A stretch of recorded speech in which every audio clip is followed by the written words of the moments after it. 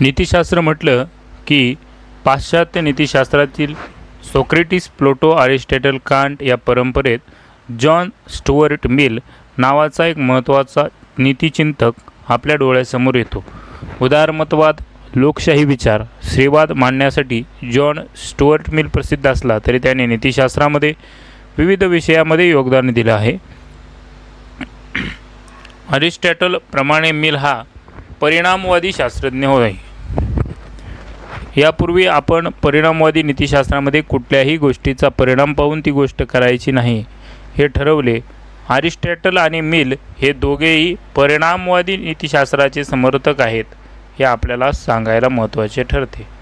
System on logic on liberty and subjection of woman socialism या ग्रंथातील on liberty हा मिलचा लोकशाही विचाराला महत्त्व देणारा बायबल ग्रंथ समजला जातो. On the subjection of woman या ग्रंथामध्ये मिलने आपला स्त्रीवाद मांडला आहे.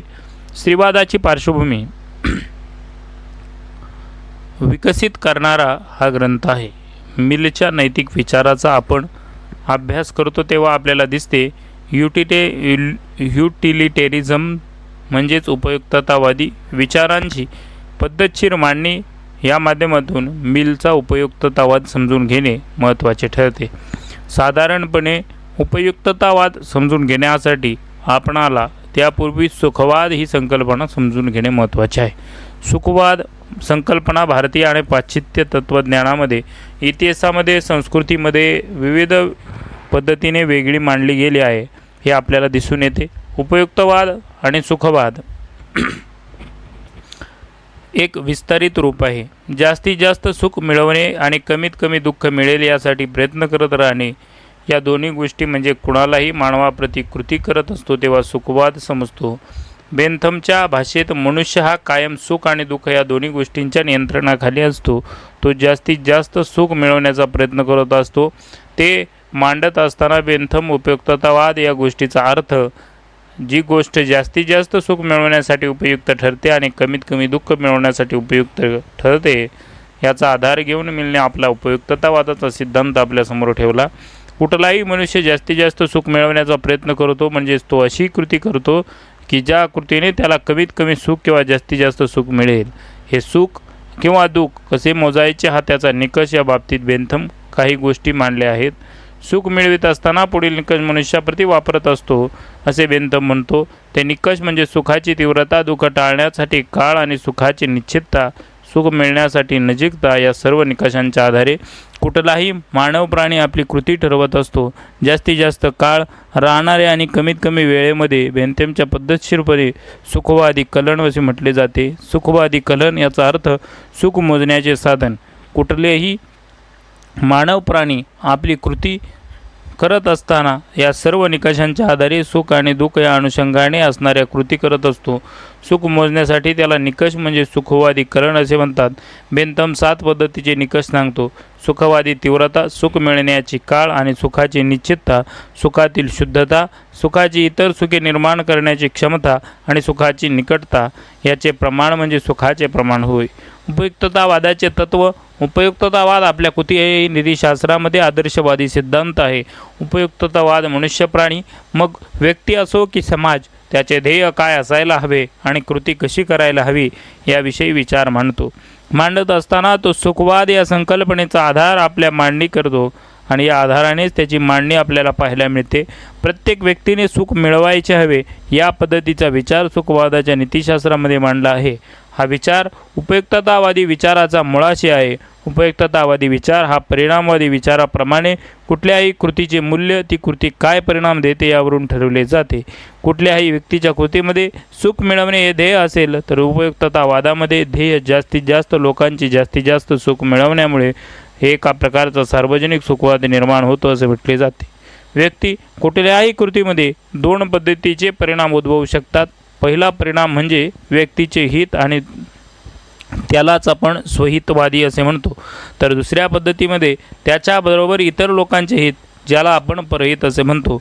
मिलने स्वहितवाद न मांडता परहितवादी उपयुक्ततावाद मांडला आहे आणि त्यामुळे जास्तीत जास्त लोकांची जास्तीत जास्त सुख हे आधुनिक उपयुक्ततावादाचे ध्येय राहिले आहे. मिलने केलेल्या मांडणीनुसार एखाद्या गोष्टीविषयी इच्छा असणे आणि ती गोष्ट सुखाप्रती नेणाऱ्याकडे नैतिक सुखवादाकडे नेण्याचा प्रयत्न करणे हे महत्त्वाचे ठरते. मनुष्य सुख मिळवण्याचा प्रयत्न करतो हा मानसशास्त्रीय सुखवाद आहे. तर त्या सुख मिळवण्यासाठीचा प्रयत्न केला पाहिजे आणि तो नैतिक असला पाहिजे, म्हणून नैतिक सुखवाद महत्त्वाचा आहे. मनुष्य प्राणी हा सुखाची इच्छा करतो, म्हणजे सुखाची इच्छा करणे हा त्याप्रती कार्यरत राहणे हा मनुष्याचा स्वभाव आहे. म्हणूनच मनुष्याने सुख मिळवायस हवे झाले तर नैतिक विचार मिलच्या उपयुक्ततावादाच्या सुरुवातीलाच मांडताना दिसतो. प्रत्येक व्यक्ती स्वतःसाठी सुख मिळवण्याचा प्रयत्न करत असते. समाज हा सर्व व्यक्तींनी बनलेला असतो. समाजातील प्रत्येक व्यक्ती स्वतःसाठी सुख मिळवण्याचा प्रयत्न करत असते. मनुष्याने सुख मिळवण्याचा प्रयत्न का करावा असे म्हणण्यापेक्षा मनुष्य सुख मिळवण्यासाठी झटत आहे ही गोष्ट पुरेशी आहे असे मिल म्हणतो. दुसरी गोष्ट म्हणजे प्रत्येक माणसाचे हित हे सुख हे त्यासाठी योग्य असते. त्यामुळे सर्वांचे हित हे सर्वांसाठी प्रत्येकाने योग्य असले पाहिजे असे मिल म्हणतो. इतर कुठल्याही नैतिक नीतिचिंतनाप्रमाणे मिल हा त्याचा मनुष्य सुख मिळवण्याची कृती करतो तेव्हा गोष्ट महत्त्वाची ठरते ती म्हणजे मिल उपयुक्ततावादामध्ये सुखाच्या प्रकारामध्ये शारीरिक सुख आणि बौद्धिक सुख असा फरकही करतो. बौद्धिक सुख हे शारीरिक सुखापेक्षा उच्च आहे अशा पद्धतीची मांडणी मिलच्या उपयुक्ततावादामध्ये केलेली आपल्याला दिसते. समाधानी वेड्यापेक्षा असावधानी सॉक्रेटिस बरा अशी भूमिका मिलच्या उपयुक्ततावादामध्ये त्याने मांडली. समाधानी डुकरापेक्षा असमाधानी मानव प्राणी बरा असे मिलने यापुढे बोलताना सांगितले. मिल त्याच्या उपयुक्ततावाद या पुस्तकामध्ये उपयुक्ततावादाची बीजे सॉक्रेटिसने मांडलेली आहेत असे त्याचे मत आहे. आपल्या उपयुक्ततावादाचे स्पष्टीकरणाचे समर्थन करताना मिल सुखवादाची पद्धतशीरपणे मांडणी करतो आणि कर्तव्य नीतिशास्त्रातील मर्यादा दाखवण्याचा प्रयत्नही करतो. शारीरिक सुख आणि मानसिक सुख यामध्ये फरक करत असताना मिलने मानसिक सुख हे शारीरिक सुखापेक्षा श्रेष्ठ मानले आहे, कारण तुलनेने अधिक टिकाऊ आणि सुरक्षित असे त्याला वाटते. मिल त्याच्या उपयुक्ततावादी नीचे विचार समजून घेताना त्या सुखाच्या दर्जामध्ये केलेली मांडणी आपण समजून घेतो तेव्हा असे दिसते ज्या पद्धतीने दोन शारीरिक सुखामध्ये तुलना करतो तशाच पद्धतीची मानसिक आणि शारीरिक सुखामध्ये ती करणे योग्य ठरते. नैसर्गिक असे त्याला मांडता येते. कुठल्याही पद्धतीमध्ये अंतिमता त्या सुखाचा दर्जा ठरवत असताना त्या सुखाची परिणामकारकता आणि उपयुक्तता हाच निकष ठरतो आणि याच पद्धतीची मांडणी मिल आपल्या चिंतनामध्ये केलेली आपल्याला दिसते. स्वहितवाद आणि परहितवाद यामध्ये उपयुक्ततावाद हा परहितवाद स्वीकारतो, कारण देताना मिल असे म्हणतो की जास्तीत जास्त लोकांसाठी स्वहिताचा त्याग करण्याची मानवी शक्ती ही उपयुक्ततावादामध्ये आहे आणि ती चांगली आहे. इथे आपल्याला मिलचा हा विचार कांटच्या कर्तव्यवादी नीतिशास्त्राशी जोडून घेणे महत्त्वाचे ठरते. काळानुसार एखादी कृती चांगली आहे आणि ती योग्य आहे ठरवण्यासाठी इतर कुठल्याही परिणामाची विचार करण्याची गरज नसते. यापुढे जाताना अनुशासकांची समस्या हे समजून घेताना मिल नीतीमधील अनुशासन ही संकल्पना समजून घेतली पाहिजे. अनुशासक ही संकल्पना अशी गोष्ट जी कृती करत असताना ती करण्यासाठी भाग पडते किंवा प्रेरणा देते. धार्मिक, राजकीय, सामाजिक, आर्थिक अशा बाह्य अनुशासकीय जर नैतिक प्रेरणा जर नाकारली गेली तर त्यामुळे आपण केलेल्या कृतीवरती शिक्षा होऊ शकते हा विचार येथे समोर येतो. म्हणजे या अर्थाने पाहता ज्या बंधनामुळे त्या व्यक्तीच्या नीतिमान विचार बंधनामध्ये मिल अनुशासकीय म्हणतो. या अनुशासकामध्ये दोन प्रकार केलेले आहेत. जे अनुशासके व्यक्तीच्या कृतीवरती नियंत्रण ठेवतात त्यांना आपण आंतरिक अनुशासक असे म्हणतो आणि जे अनुशासके व्यक्तीची कृती बाह्य कारणांमुळे त्यांच्यावर नियंत्रण ठेवतात त्यांना बाह्य अनुशासके असे म्हणतो.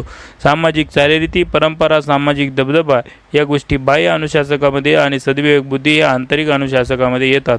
अनुशासकामधील फरक स्पष्ट केल्यावरती मिल असे म्हणतो की आंतरिक अनुशासकामुळे जी महत्त्वाची कामे आपण नैतिक कृती आंतरिक अनुशासकांनीच नियंत्रित करायला हवी या पद्धतीचा विचार मिल आपल्या उपयुक्ततावादामध्ये मांडतो. बाह्य अनुशासके कितीही प्रभावी असली तरी तोपर्यंत मनुष्य आपल्या आंतरिक अनुशासकांचे अनुसरण करत नाही, तोपर्यंत कुठलीही कृती नैतिकदृष्ट्या योग्य होऊ शकत नाही. त्यामुळे अंतिमतः कुठल्याही व्यक्तीची कृती या आंतरिक अनुशासकाच्याद्वारे नियंत्रित होते. या आंतरिक अनुशासकामध्येच मानवतेचा विचार असतो, मानवतेप्रती आदर असतो. धार्मिक अनुशासके ही अर्थाने पाहता बाह्य अनुशासके शक्य होतात जेव्हा व्यक्तीची कृती या बाह्य घटकांमुळे, मग ते सामाजिक असो किंवा राजकीय, आर्थिक असतील किंवा धार्मिक, यामुळे नियंत्रित होते. तेव्हा नियंत्रित करण्याच्या घटकांना बाह्य अनुशासके असे म्हणतात. उपयुक्ततावाद आणि न्याय या मिलच्या संकल्पनांचा यापुढे आपण माहिती घेऊयात. उपयुक्तवाद आणि न्याय या संकल्पना समजून घेताना महत्त्वाचे ठरते की उपयुक्ततावाद हा सार्वजनिक पातळीवरती सुखाचा विचार करतो, परंतु वैयक्तिक पातळीवरती सुखाचा विचार इतका करत नाही. अशा पद्धतीने आक्षेप उपयुक्ततावादावरती घेतला जातो. त्यामुळे न्याय ही संकल्पना तिचा असणारा संबंध आपणाला अभ्यासणे गरजेचे असते. अजून एक आक्षेप घेतला जातो तो म्हणजे उपयुक्ततावाद हा व्यक्तिपरत्वे असणारा भेद आणि भिन्नता लक्षात घेत नाही. मिलनुसार उपयुक्ततावाद हा न्याय संकल्पना आणि विरोध असण्याचा कामच नाही. उपयुक्ततावाद हा नैतिक सिद्धांत म्हणून किंवा राजकीय सिद्धांत म्हणून इतर सिद्धांताच्या तुलनेत त्यांच्याशी स्पर्धा करेल. इतर कुठल्याही पद्धतीने न्याय संकल्पनेच्या विरोध नाही. उलट सामाजिक न्यायाची संकल्पना उपयुक्ततावादाच्या प्रतलामध्ये विकसित होते असे मिलचे मत आहे. नीतिमत्तेचा उपयुक्ततावाद. पहिली गोष्ट म्हणजे मिल आपल्या उपयुक्ततावादाचा सुखवादावरती एक आधारलेला घटक निर्माण करतो. मनुष्य सुख मिळवण्याचा प्रयत्न करतो, त्यावेळी त्याला सुख मिळवावे अशी मांडणी करताना मिलचा हा सिद्धांत पूर्णपणे स्वीकार करता येत नाही. लोक ज्या गोष्टीची अपेक्षा करतात किंवा ज्या सुखामुळे ती गोष्ट मिळू शकते इच्छितात, ती कारणे योग्य असते असे नाही. दुसरी गोष्ट म्हणजे काही अभ्यासकांच्या दृष्टीमध्ये मिलने सुखवादामधील दर्जाचा केलेला फरक हा एक अर्थाने सुखवाद नष्ट करत असतो.